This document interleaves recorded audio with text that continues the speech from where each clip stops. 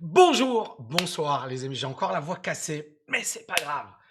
Tout d'abord, je tenais à vous remercier pour cette année incroyable 2021. Ça n'a pas été ma meilleure année, ça n'a pas été notre meilleure année au niveau de la TKL, mais on s'est battu, il y a eu du fight et c'est ça le plus important. Le plus important, c'est qu'on n'a rien lâché, on a mis en place plein de choses, notamment un nouveau groupe privé qui est juste dingue.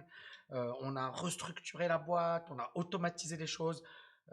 Alors, il y a eu plein de belles choses réalisées cette année. C'est juste que moi, bon, je suis un éternel insatisfait, hein, c'est comme ça, c'est ma nature. J'aime foncer, j'aime faire des choses et cette année, je trouvais que j'étais pas dedans. Mais en même temps, pourquoi je suis super content?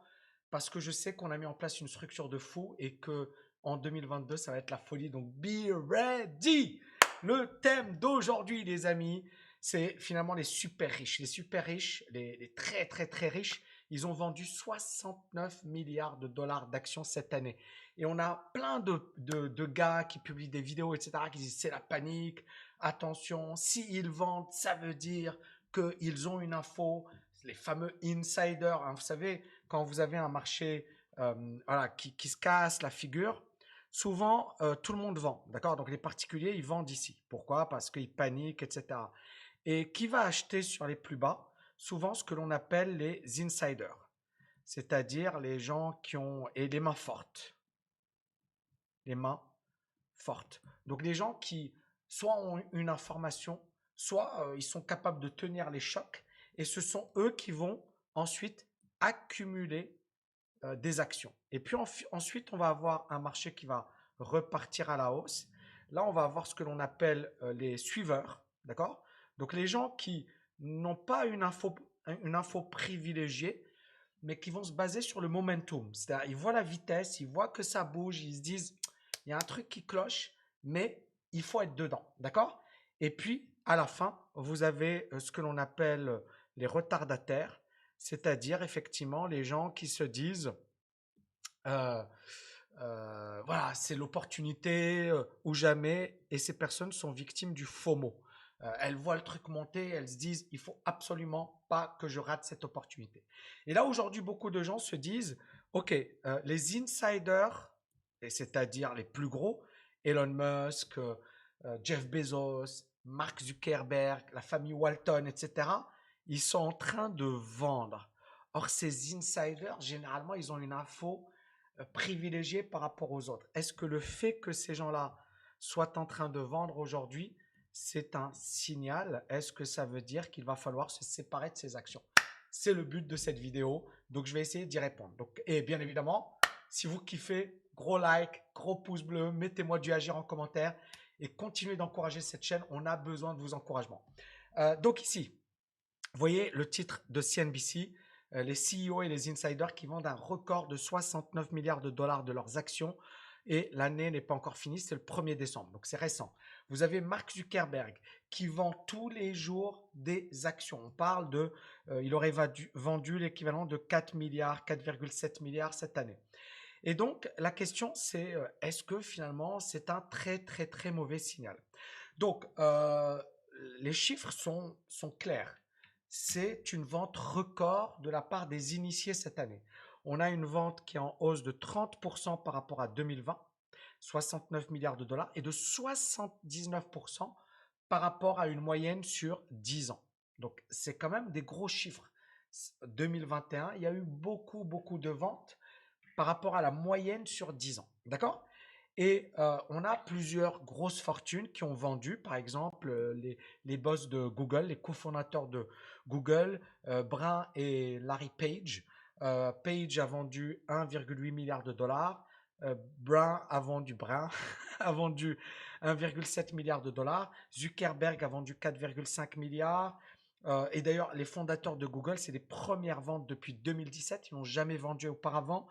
Elon Musk, je pense que vous en avez tous entendu parler. Il a vendu 12,7 milliards de dollars de ses actions Tesla. C'est la première fois depuis 2016.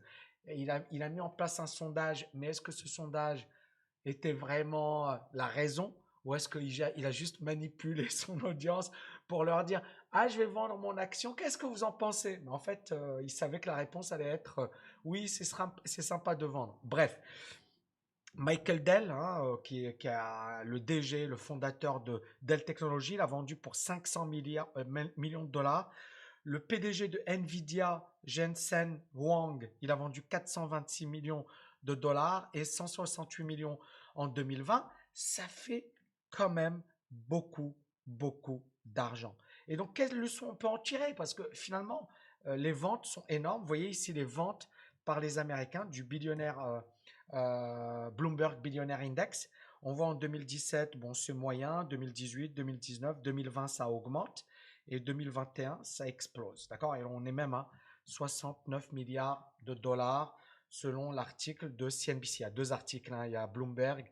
Euh, donc ici, est-ce que Bloomberg qui dit 49 milliards ou qui dit combien? Qui dit oui, 40 milliards? 42 milliards et vous avez CNBC qui dit 69 milliards. Pour les petits malins qui disent oh Tommy, c'est pas cohérent, vous avez deux données. Maintenant, je pense, est-ce que CNBC il parle de des billionnaires dans le monde entier, des milliardaires dans le monde entier? Peut-être. Et peut-être que Bloomberg se focalise sur les Américains. Mais toujours est-il que c'est beaucoup. Alors pourquoi ils vendent? Est-ce qu'il y a vraiment un risque? En fait, il faut savoir que en 2020, il y a eu le combat Trump et Biden.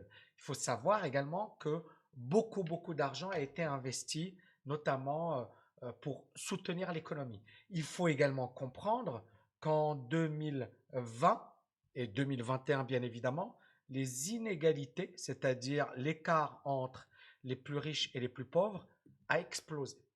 Donc, il y a cette situation de est-ce que c'est tenable? Parce que les injustices, elles sont acceptables jusqu'à un certain niveau. Mais quand les injustices deviennent, ou les inégalités plutôt, hein, les inégalités deviennent trop importantes, là, ça devient injuste, d'accord?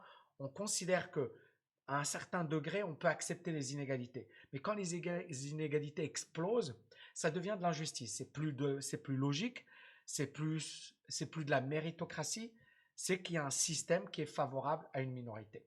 Et donc, quand les inégalités explosent de manière trop importante, on risque d'avoir des mouvements sociaux, des gens qui sont mécontents, etc., etc., des grèves, des manifestations, les gilets jaunes, Black Lives Matter aux États-Unis, etc. C'est des gens qui n'acceptent pas la situation actuelle. Et donc, on a eu le combat démocrate et Trump, Biden-Trump. Et Biden, son discours, c'était de dire on va taxer les plus riches. Pourquoi on va taxer les plus riches? Parce qu'en les taxant, finalement, on va récupérer du fric. Et donc, il y a eu un projet de loi qui a été émis par les démocrates. Et le but, c'est quoi? C'est prélèvement de 5% sur les revenus, alors 5% sur les revenus supérieurs à 10 millions de dollars et taxe supplémentaire de 3% sur les revenus supérieurs à 25 millions de dollars. On parle quand même des gros riches, hein. On parle pas, c'est même pas les millionnaires, on parle de revenus supérieurs à 10 millions de dollars, hein. Les gars qui gagnent plus de 10 millions de dollars par an, il n'y en a pas des masses. Bon, c'est acceptable, on est d'accord, c'est pas quelque chose d'inacceptable. Et donc en 2020, les démocrates, ils ont dit, ok, si on veut réduire les inégalités, il va falloir augmenter les impôts. Et cette surtaxe, hein, les chiffres montrent qu'elle devrait rapporter 228 milliards de dollars au cours de la prochaine décennie, les 10 prochaines années. Ce n'est pas énormément par rapport à l'argent qui a été investi. Néanmoins, c'est quand même beaucoup d'argent. Et donc, à partir de là, effectivement, il faut savoir également que on parle des gains en capital et les gains en capital, c'est combien j'ai gagné d'argent sur mes actions, etc. Et l'idée, c'est que il faut que les riches payent des impôts. D'accord? Cette loi, elle devrait entrer en vigueur en 2022. Et donc, on est bien d'accord que on a encore cette fenêtre de tir. Donc, il faut bien comprendre que ces ventes-là, ces ventes records, elles s'expliquent par le fait que pour éviter de payer plus d'impôts, ben, les riches, ils doivent vendre leurs actions aujourd'hui, 2021. Donc, il n'y a pas de théorie du complot. Non, non, c'est juste un enjeu fiscal. On est d'accord. Et donc, vendre en 2021, ça va permettre à ces très riches d'éviter de payer des milliards de dollars en impôts. Donc, ils se disent, il vaut mieux les avoir dans ma poche. Donc, Musk, il a vendu, mais on est bien d'accord que Musk, il savait que derrière, il allait payer des impôts et qu'il valait mieux qu'il vende ses actions aujourd'hui. Il y a le deuxième aspect, donc premier aspect, c'est les impôts, donc éviter de payer plus d'impôts. Deuxième aspect, c'est les valorisations stratosphériques de la bourse. C'est-à-dire qu'aujourd'hui, la bourse est à des niveaux records. C'est du jamais vu. On a des records historiques, ça ne fait que flamber, etc. Et donc, on est dans une situation où les valeurs technologiques, les genre Tesla, ça valait rien du tout, hein. J'ai mis ici l'action Tesla, mais regardez ici, là c'était en octobre, en octobre de l'année dernière, ça valait 356, c'est monté à 1000, mais à un certain moment, ça valait 100. D'accord? Donc c'est vraiment dingue. C'est une action qui a été multipliée par 12 cette année. Donc, vous avez beaucoup de milliardaires qui se disent ah, c'est historique, c'est-à-dire il faut prendre ses bénéfices. La bourse, c'est juste du délire ce qui s'est passé en 2021 et en 2020. Donc, beaucoup de riches et de super riches se sont dit on va vendre, on va prendre ses bénéfices et on va éviter bien évidemment de payer plein pot. Maintenant, pourquoi ils ne l'avaient pas fait auparavant? Parce qu'encore une fois, c'est juste de la fiscalité. Quand tu réalises tes plus-values, tu dois payer tes impôts. Donc, c'est-à-dire que si tu as une action, d'accord, cette action, elle passe de 10 à 100. Génial. C'est toujours ton patrimoine. Tant que tu n'as pas vendu, d'accord, tu ne vas pas payer des impôts. Mais si tu vends, tu dois payer des impôts. Donc les riches, ils évitent de vendre des impôts. Et il y a plein de magouilles, plein de montages qui, même avec leurs actions, ils arrivent à faire des montages, ils arrivent à emprunter de l'argent, ils arrivent à faire plein de choses qui n'ont pas besoin de vendre leurs actions. Vous voyez ce que je veux dire? Mais là, comme on les oblige un petit peu à le faire, c'est là où ils se disent, on n'a pas le choix, il faut qu'on prenne nos bénéfices. Donc, vendre maintenant, on réalise bien évidemment des gains, on évite de payer des impôts, ils sont également forcés par les nouvelles lois, mais ça leur permet également de profiter d'une hausse historique. Alors, on ne sait pas si ça va continuer ou si les marchés vont s'effondrer en 2022. On n'en sait strictement rien. Et donc, l'autre point important, c'est la diversification. Vous avez quelqu'un comme Bill Gates qui a vendu des actions pour racheter d'autres actions.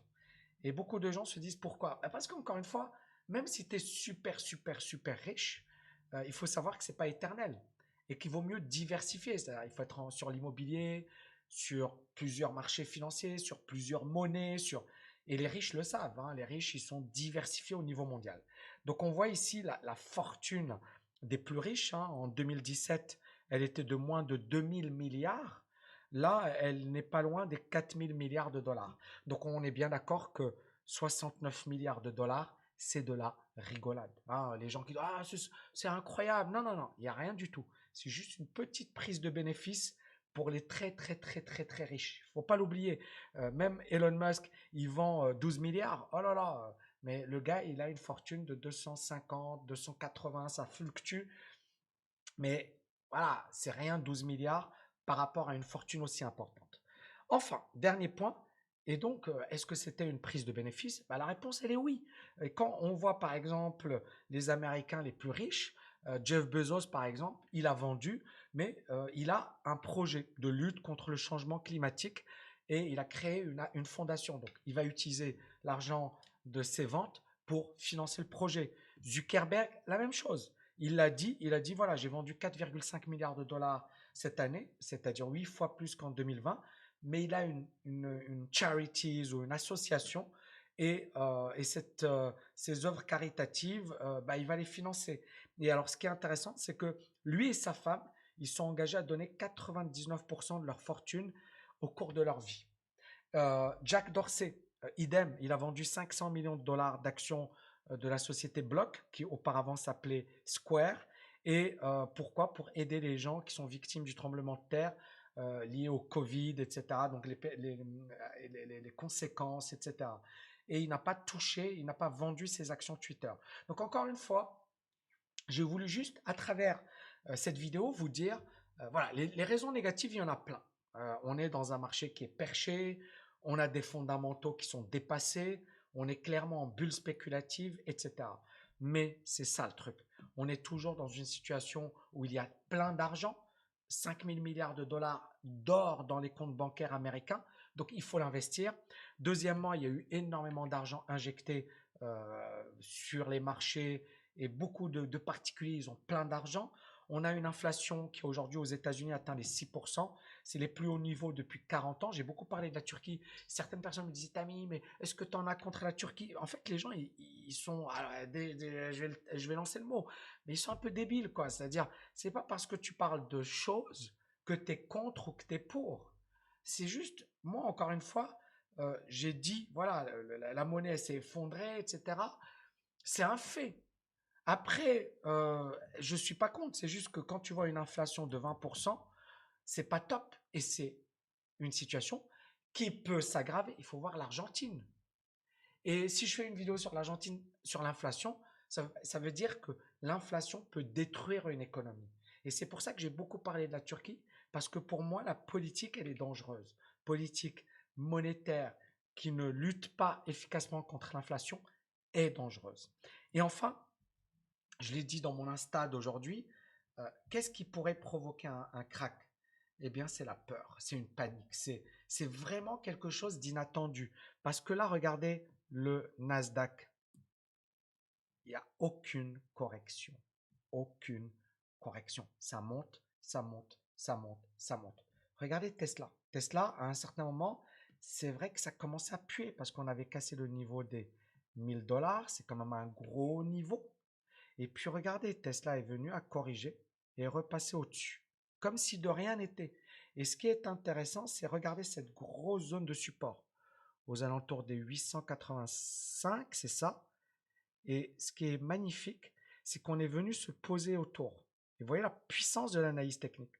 On est venu se poser sur ce support et ensuite c'est rebondi. Ça a rebondi, pardon.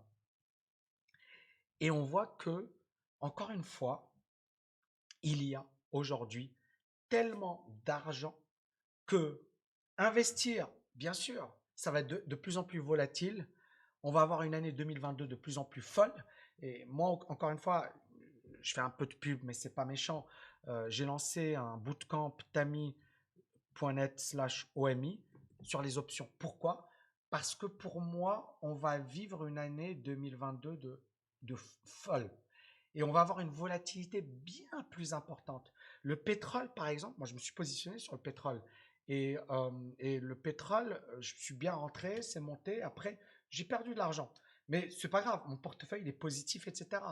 Mais ce truc, encore une fois, il faut des stratégies sur option. Ça va tellement vite parce que le pétrole, il a flambé, ensuite il a perdu 20%, ensuite il est reparti. C'est la folie. C'est-à-dire, c'est juste une volatilité folle. Et donc, les personnes qui sont uniquement sur une gestion passive, why not?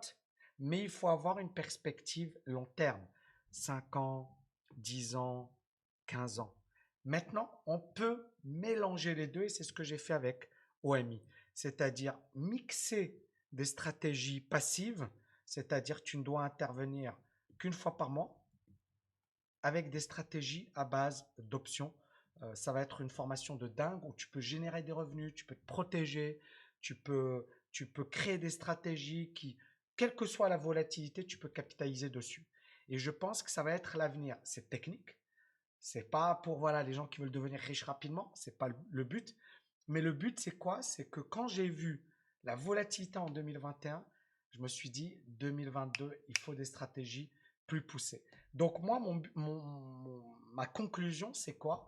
C'est 2022, soyez vraiment prêts psychologiquement, techniquement, ayez les bonnes stratégies. Ça peut être une année extraordinaire. Ça peut être également l'année du crack, on n'en sait rien. Mais quelles que soient les conditions, crack ou marché haussier, la pire des choses à faire, c'est de rester investi en cash. C'est Dalio qui le dit. Il dit aujourd'hui la pire chose à faire, c'est de rester en cash. L'inflation aux États-Unis est de 6%, plus haut niveau depuis 40 ans, et ce n'est que le début, et c'est l'inflation officielle. D'accord? Peut-être que l'inflation officieuse est bien plus importante que ça. Waouh!